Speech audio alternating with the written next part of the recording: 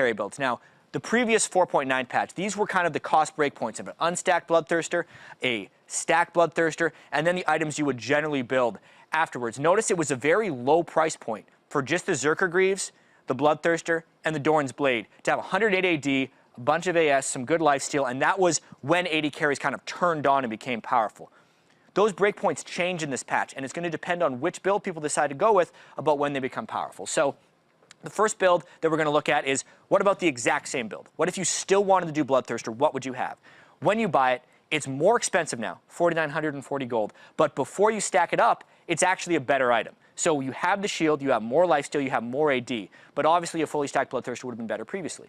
When you start adding it to other items, the thing I want to highlight is actually the Trinity Force build, because the amount of survivability you now get out of this, when if you factor in a level 18 AD carry with a potential 440 health shield from the Bloodthirster, they're actually a really hard person to kill who's still putting out substantial damage. So while it's fairly nerfed build early on, it's not completely dead. But what are the things that we're probably going to see a bit more of? I think the most common build is going to be people jumping back to the Blade of the Ruin King, and particularly with the buffs to Ghost Blade now lasting 6 seconds of move speed on ranged champions, we're going to see this build. It happens at 7,340 gold when they get really powerful, but the Blade of the Ruin King is the old price point for Bloodthirster of becoming strong, which is what people are kind of attached to, and I think we're going to be seeing a lot more of that. So that could be a Twitch item, it could be a Lucian item even, this could be a Lucian build, or maybe even Vayne if people are picking it against more short-ranged compositions. And obviously Kog'Maw could still do his Blade of the Ruin King Triforce build. We could be seeing a lot of him. This is most likely the builds people go for in the next patch. But there's also the slow ramping build.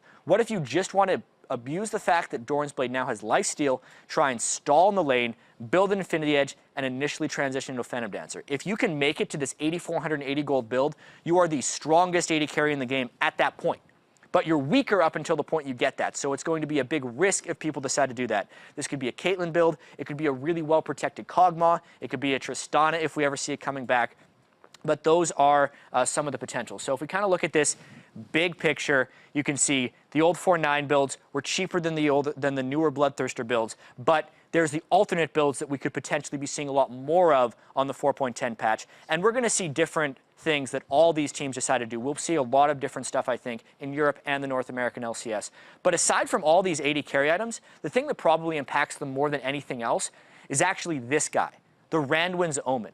The fact that it no longer has a passive movement speed reduction when they get auto-attacked, and the fact that the attack speed reduction is less, makes almost every carry better in the late game. They can kite better and they can deal more damage. There's not as many options to build to prevent AD carries from shredding you very, very well. But let's actually move on from the new reality of 4.10